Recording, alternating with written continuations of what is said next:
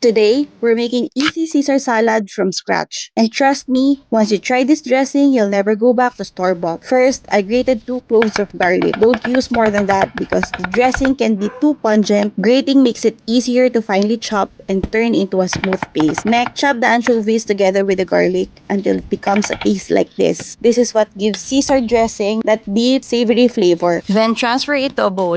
Now crack one egg and use only the yolk. Add it to the bowl with a pinch of salt, Dijon mustard, Worcestershire sauce, and the juice of half a lemon. Whisk until combined. Slowly pour in extra virgin olive oil while whisking continuously. Keep whisking until you've added about 5 tablespoons and the dressing thickens.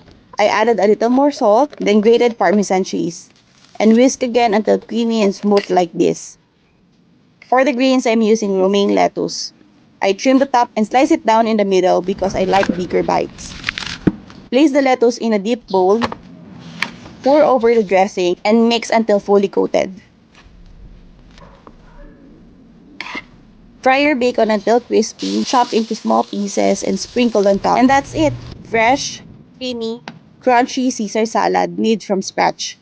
If you enjoyed this recipe, like this video, share it with someone who loves Caesar salad, and follow for more easy homemade recipes.